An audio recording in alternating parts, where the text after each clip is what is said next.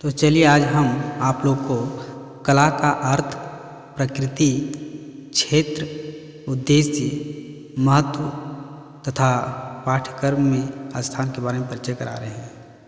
Meaning, nature, scope, AIIMS, importance and place of art in school curriculum के बारे में आप लोग को परिचय कराएंगे, इसलिए इस वीडियो को अंत तक ज़रूर आप देखते रहें।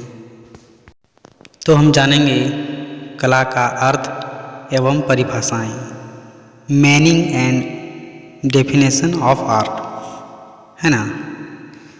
तो जो कि है कला शब्द मानव जीवन में इतना घुला मिला हुआ है कि कला के बिना मानव जीवन की संभावना शून्य है, आप सभी जानते हैं। प्रकृति जिससे मनुष्य की उत्पत्ति मानी जाती है, स्वयं कला का एक अनूठा उदाहरण है। स्वयं मनुष्य अपने आप में एक कलात्मक कृति है। जैसे कहा गया है कि किसी भी दक्षता का प्रयोग जब सुंदरता उत्पन्न करने के लिए किया जाता है तो उसे कला कहा जाता है, आप सभी जानते हैं।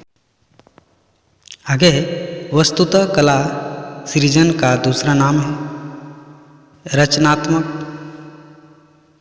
कल्पना से सृजन, अनुभूति से सृजन, चाहे यह 7 सुरों से हो अथवा रंग और तुलिका से, सुई धागे से हो अथवा कच्चे खाद्यान्नों के व्यंजन से हो, सृजन सौंदर्यबोध उत्पन्न करने वाला हो, यह आवश्यक है।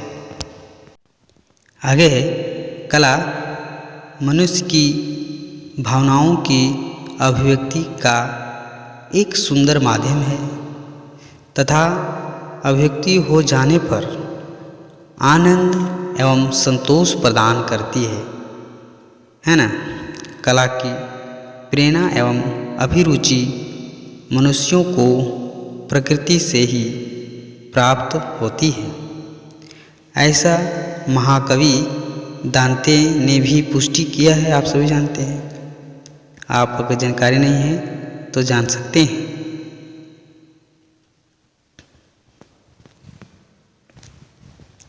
कला यथासंभव प्रकृति का अनुसरण करती है, जैसे शिष्य अपने गुरु का करता है, आप सभी जानते हैं।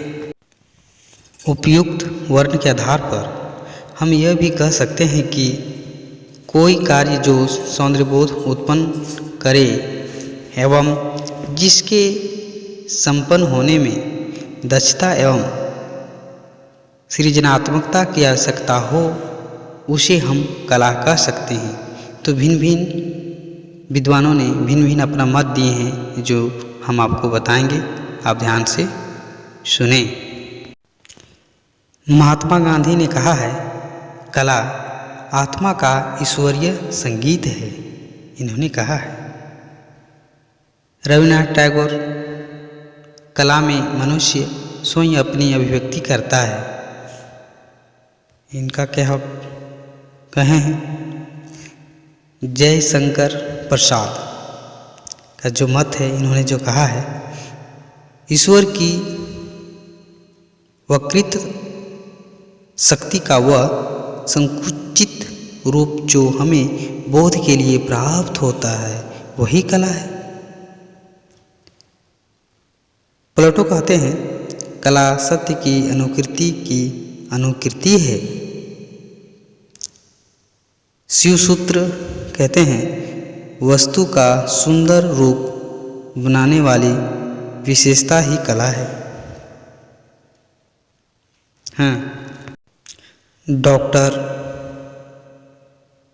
भोला शंकर तिवारी कहते हैं, कला में मनुष्य अपनी अभिव्यक्ति करता है। एक साहित्यिक उक्ति में जो कहा गया है, प्राण तत्व रस से परिपूर्ण रचना ही कला है। अरस्तु भी जो कुछ कहे हैं कला प्रकृति का अनुकरण है। हिंगल, कला इंद्रिय संसाधनों द्वारा निरपेक्षता तक पहुंचाने का एक साधन है। आगे है, ब्रायंट ने कहा है, कला में मानव अपनी दमित वासनाओं और कुष्ठानों की अभिव्यक्ति करता है। फिर एक टॉलस्टॉय जो है, जो देख रहे हैं आप, उन्होंने भी कुछ संदेश दिए हैं कला के बारे में। कला एक मानवीय प्रक्रिया है जिसमें एक व्यक्ति जागरूक अवस्था में बाह्य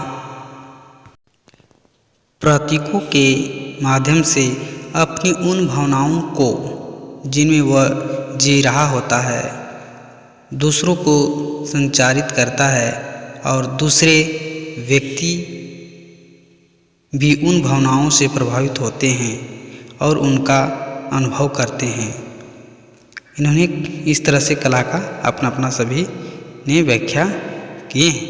तो मैं कहना चाहूँगा, जितने भी मेरा वीडियो को देख रहे हैं आप सभी, अगर जो लाइक नहीं किए हैं लाइक करें, और जो सब्सक्राइब नहीं किए हैं कृपया करके मेरा चैनल को सब्सक्राइब कर लें, ताकि ज्ञान मैं हर तरीके से कला के बारे में पूर्ण रूप से आपको देता रहता हूँ।